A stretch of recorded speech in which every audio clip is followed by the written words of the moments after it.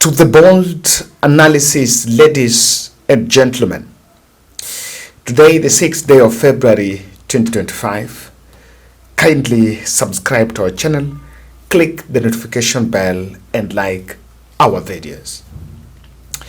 Yesterday, around 2 p.m., the Uhuru Kenyatta Secretariat, in its capacity as the East African Peace Facilitator in charge of Nairobi process, sent some media invites that on Thursday, today at 11 a.m., he was to issue a press briefing on the progress of Nairobi peace process. I'm so keen on that. I will come back and explain and do an analysis after that information is out. And when immediately that press briefing came out, there was a story that was done yesterday. And this story was actually done by TV47. I've seen even the Sunday Standard doing that story. The Standard has that story. Uhuru's secret calls, or the secret Uhuru talks on CS Matiang'i to be the Jubilee Party candidate. And they're saying that the former ruling party leader, Party Jubilee, had made a move that could change political formation, and its party leader, Uhuru Kenyatta,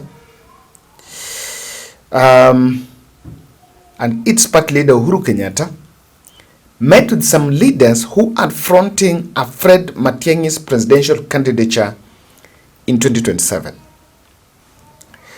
And they're saying, according to what is in that story, that Uhuru Kenyatta advised in that meeting, opposition presidential candidates that who will be revealed in due time should consolidate their bases in opposition outfits to unseat President Ruto in the next polls. He also advised against the rushed unveiling of the candidature of the candidate, since all those who are eyeing the presidential race should take time to go and popularize their bids. And according to that article, they're saying that Matiang'i was being convinced to accept the nomination of Jubilee Party as a presidential flag bearer instead of the United Progressive Alliance. Of course, one of the other indications about that story is the sources indicated that the meeting was attended by Matiang'i, Jeremiah Kioni, former ICT CS Cabinet Secretary Joe Musheru, former PS Karanja Kibisho, and Kisii Senator Richard Onyonka. The meeting is alleged to have been hosted by a former senior official in Uhuru's delivery unit who was also in attendance.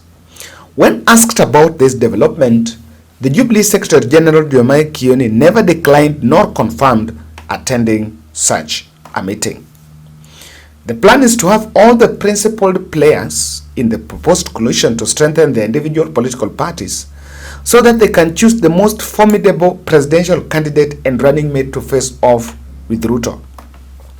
It is also reported that during the meeting, Uhuru said he was ready to let Matiang'i step in as the party leader should he accept the nomination, and that Uhuru would gladly take over as the chairman of the party. This story came out, and it has been done by the two media houses, the Standard and the TV47. Now, Richard Onyonka has been reached, and he just confirmed that Jubilee Party is supporting Matiang'i. This meeting, it doesn't just happen in a smoke. But I realized that last night, I checked TV47, they deleted their story. Willy Dennis Njiru kwa taarifa hiyo. Kwingineko ni kwamba Rais mstaafu Uhuru Kenyatta leo ameongoza kikao cha faragha na aliyekuwa waziri wa usalama wa ndani Daktari Fred Matiang'i pamoja na washirika wake katika harakati za kuimarisha umoja wa upinzani kabla ya uchaguzi wa mwaka 2027. Katika kikao cha leo, Kenyatta ambaye anaunga mkono azma Matiang'i kuwania urais ameutaka upinzani kuungana na kushirikisha viongozi wote akiwemo aliyekuwa naibu rais Rigathi Gachagua ambaye rais mstaafu anasemekana amekubali kushirikiana naye. Dalili za ushawishi wa rais mstaafu Uhuru Kenyatta katika mipangilio ya upinzani kumenyana na rais William Ruto katika debe mwaka 2027 ziliibuka hii leo baada ya Uhuru kufanya kikao na aliyekuwa waziri wake wa usalama Daktari Fred Matiang'i. Kando na Matiang'i, kikao hicho kilichofanyika hapa Nairobi kilihudhuriwa vilevile na seneta wa Kisii Richard Onyonka, katibu mkuu wa chama cha Jubilee Jeremiah Kioni, aliyekuwa waziri wa mawasiliano na teknolojia Joe Mucheru, aliyekuwa katibu katika wizara ya usalama Daktari Karanja Kibicho na aliyekuwa mkuu wa kitengo cha rais cha utekelezaji miradi Andrew Wakahiu. Mkutano huo ukimtwika Matiang'i jukumu la kujitokeza na kuzungumza na Wakenya na viongozi wenza katika vyama vingine vya upinzani ili kuunda muungano wa upinzani. They have said that they would be happy if Kenyans would accept to have Matiang'i as a Jubilee presidential candidate. And they have also emphasized the need to ensure that we are working with other like-minded leaders who also believe that Odour has mismanaged the affairs of this country. Na kwa mara ya kwanza washirika wa rais mstaafu wamesema yuko tayari kufanya kazi na aliyekuwa naibu rais Rigathi Gachagua ili kuimarisha umoja wa upinzani, huku akisemekana kushabikia ujasiri wake dhidi ya serikali. Rigathi is also doing some commendable work. Ile kazi anafanya ni watu siwajui na kina nani wangeweza kufanya hiyo kazi, na so hata yeye tunataka kuja hapa. Katika kikao cha leo, Uhuru alisemekana kuwarai viongozi wa upinzani wasikimbilie kuunda muungano, lakini kwanza watengeneze vyama vyao na wawape viongozi wengine nafasi kujiunga na upinzani. Apol Kamau, TV47. That story came out against the will of Uhuru Kenyatta. I think it was pro-Uhuru bloggers. Now, I saw that story, and to do my own assessment, sometimes on Uhuru Kenyatta I never get it wrong.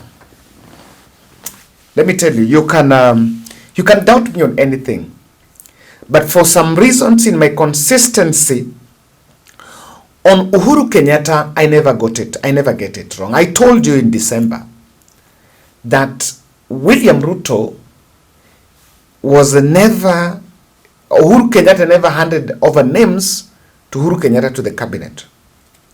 Some of you doubted me. And a month later, or rather 2 months later, I was vindicated. It was true that Uhuru was never part of such a deal.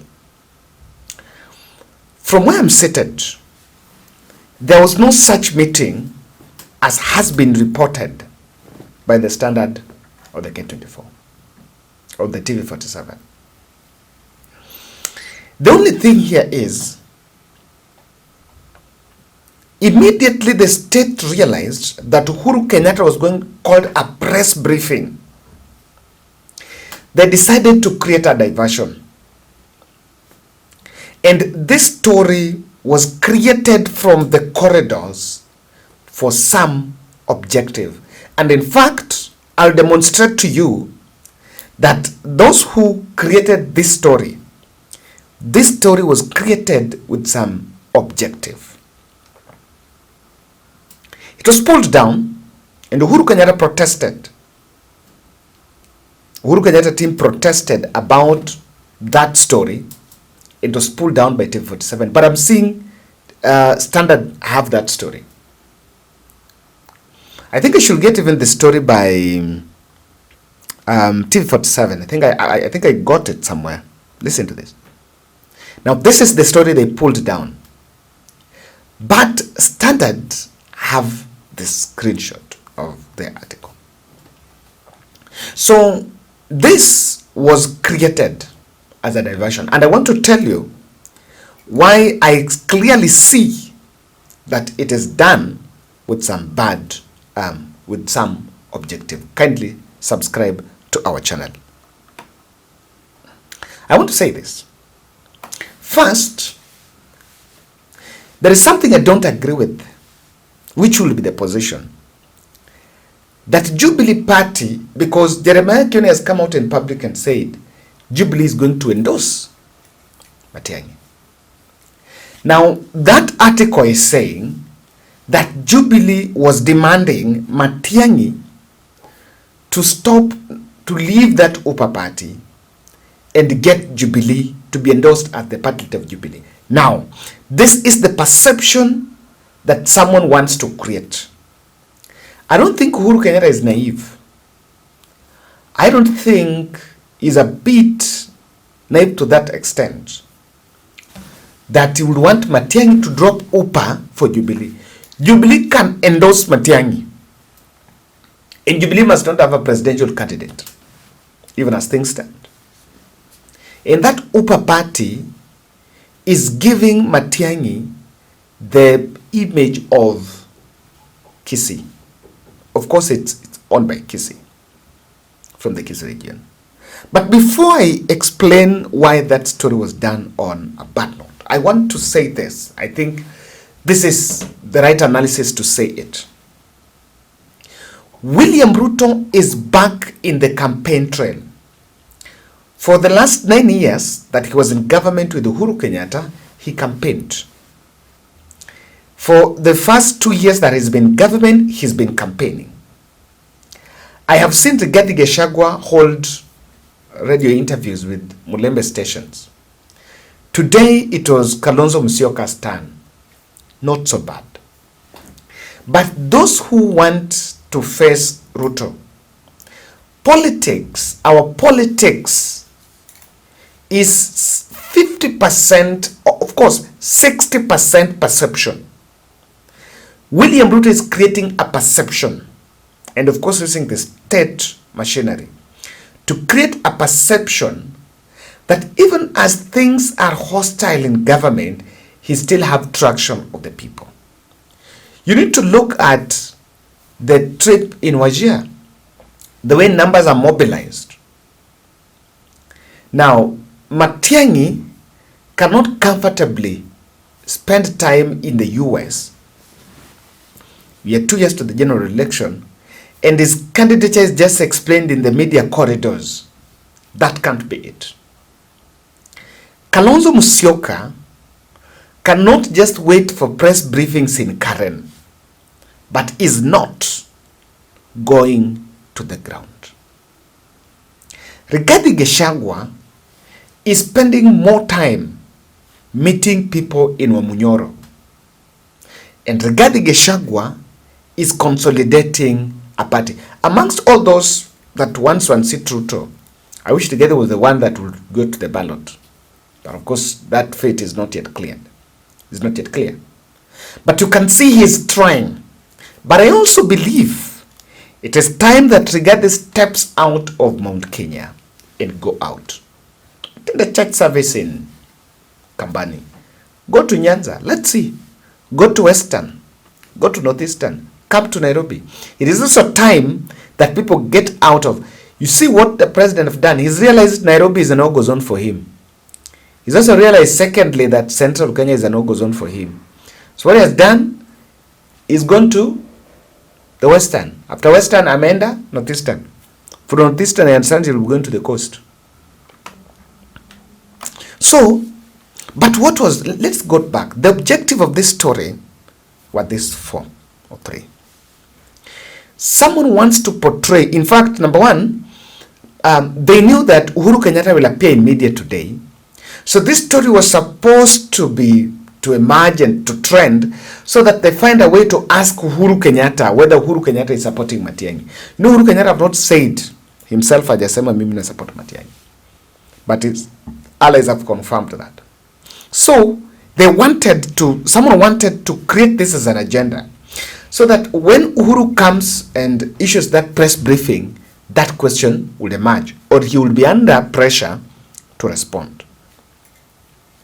But then, the state's mandarins want to portray Matiang'i candidature as Uhuru's project. And I want to tell you this.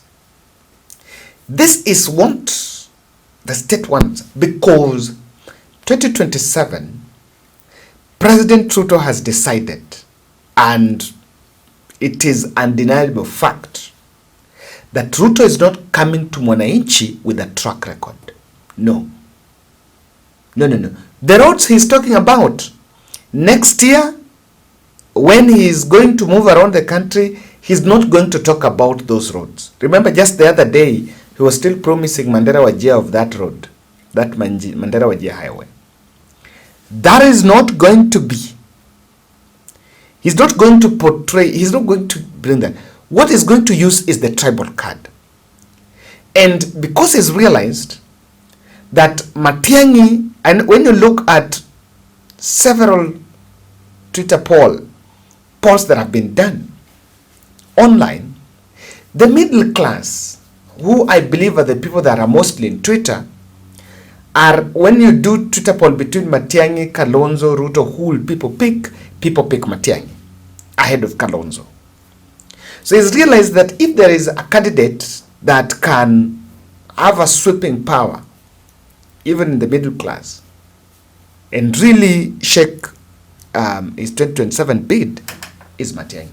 Now, to suppress that Matiang'i card, it has to be projected as Uhuru's project. Number two, a narrative that Uhuru Kenyatta is the patron of opposition coalition is a very default narrative. Someone wants to create a perception that opposition coalition cannot stand without Uhuru Kenyatta, that others are incapable. In fact, it is made to believe that will be created, and you know, Uhuru Kenyatta must not be in that move, must not campaign, by the way. I don't think he'll even be in those campaign trails.